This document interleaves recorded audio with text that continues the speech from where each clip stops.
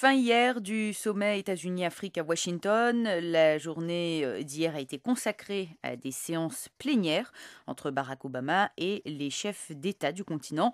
Au total, ce sommet a permis de soulever 37 milliards de dollars sous forme d'aides publiques et d'investissements privés américains. Les détails avec Nicolas Pinault. Lors de sa conférence de presse pour clôturer ce sommet, Barack Obama a réaffirmé sa volonté de renouveler l'AGOA qui doit expirer fin 2015. La sécurité a été l'axe central de ces discussions hier avec ses homologues africains. Ainsi, les États-Unis vont renforcer leur coopération militaire avec 6 pays pour lutter contre les groupes terroristes: le Niger, le Mali, la Tunisie, le Ghana, le Kenya et le Nigeria. Les Américains vont aussi fournir des équipements supplémentaires aux forces de l'Union africaine engagées en Somalie et en Centrafrique. Autre initiative, développer une force d'intervention rapide au sein de l'Union africaine. 6 pays seront pionniers en la matière pour leur grande expérience dans les opérations de maintien de la paix. Il s'agit du Sénégal, du Ghana, de l'Éthiopie, du Rwanda, de la Tanzanie et de l'Ouganda. Sur le front de la lutte contre le virus Ebola, Barack Obama n'a en revanche pas indiqué une aide supplémentaire américaine, notamment pour fournir aux Africains le sérum expérimental ZMapp qui a permis d'améliorer l'état de santé de 2 patients américains atteints du virus. Le sommet de Washington s'est achevé hier.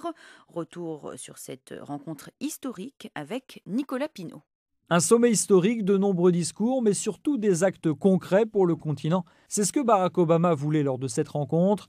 Avec une croissance prévue de 5,4% cette année, l'Afrique fait mieux que la croissance mondiale et attire les convoitises. Selon lui, la croissance ne fait pas tout. En résumé, nous ne sommes pas juste là pour parler. Nous sommes ici pour poser des actes, des actions concrètes pour construire le progrès de l'Afrique et forger des partenariats d'égal à égal. Des étapes tangibles pour apporter plus de prospérité, plus de sécurité, plus de justice à nos citoyens. Donc, mes chers leaders, merci beaucoup d'être ici. Une réunion à huis clos a eu lieu hier pour parler de paix et de stabilité sur le continent. Président en exercice de l'Union africaine, le Mauritanien Mohamed Ould Abdelaziz a pris la parole au nom de ses pairs pour demander encore plus de soutien de Washington pour assurer la sécurité des Africains. L'Afrique est confrontée à des défis majeurs en matière de paix et de sécurité. Les conflits armés, les guerres civiles, le terrorisme et les trafics illicites dont il se nourrit, tels que le crime organisé, le trafic des espèces sauvages, la contrebande d'armes et de drogue. Pour y faire face, des progrès significatifs ont été enregistrés dans l'opérationnalisation de l'architecture africaine de paix et de sécurité. Toutefois, de nombreux défis restent à relever.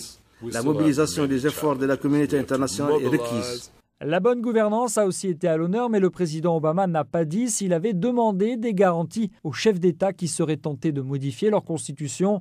En plein débat constitutionnel en RDC, au Burkina Faso ou au Burundi, les habitants de ces pays n'ont pas obtenu d'engagement fort lors de ce sommet. Les promesses de Washington seront-elles tenues par les dirigeants africains? C'est ce que souhaite ardemment le continent, surtout la jeunesse africaine qui rêve d'une Afrique plus juste. Nicolas Pinault, Washington, La Voix de l'Amérique.